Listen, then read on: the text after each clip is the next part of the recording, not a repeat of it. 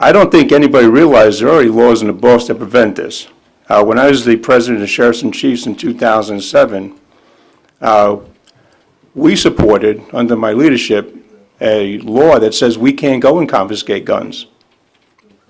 I don't think the governor has that bill. I think there's another law, and I have to look that one up, that actually that restricts the governor from going in and requesting that there's a seizure of weapons. There's laws in the books. Not going to no law enforcement officer. Forget about the sheriffs. No law enforcement in the state of Nevada is going to confiscate weapons. It's against the law. I think a lot of things are no pun intended. We're jumping the gun. Is we have to see what comes out of Washington D.C. And right now there's a lot of conflict up there in reference to what's going to pass and what's not going to pass. I don't see anything coming in reference to the federal government coming in and seizing our weapons. The problem I have is what the states are going to do. And seeing the 55-plus bills that were roaming around up in the state of Nevada that actually had us nervous, sheriffs and chiefs nervous, about some of the restrictions they're going to put on the citizens of the state of Nevada. Look what happened in New York City. Look what happened in Colorado. Not the federal government did that.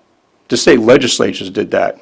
So I think that we're pointing in one direction, 2,500 miles towards the east, when we should be looking 400 miles up to Carson City, making sure our legislators are the ones that are going to support and protect our Second Amendment rights along with the other rights.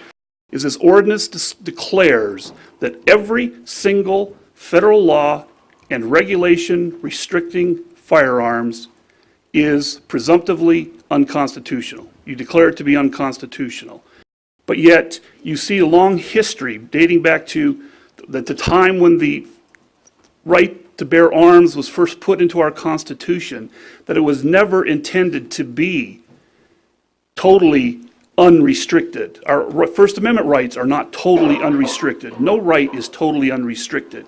The reality of it is here is that you're invalidating laws that says that it's okay for mentally ill people to be carrying around firearms, or more appropriately, you're saying that the federal government can't ban mentally ill people from carrying around firearms. And that's the effect of this ordinance.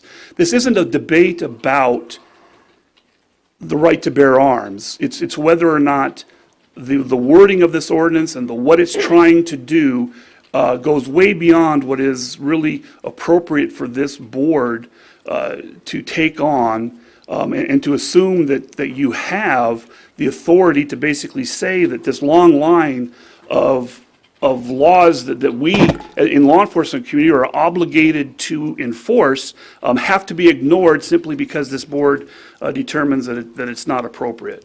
I'd like to make a motion to continue it and bring it back after a session with the sheriff and the DA and the rest of the staff.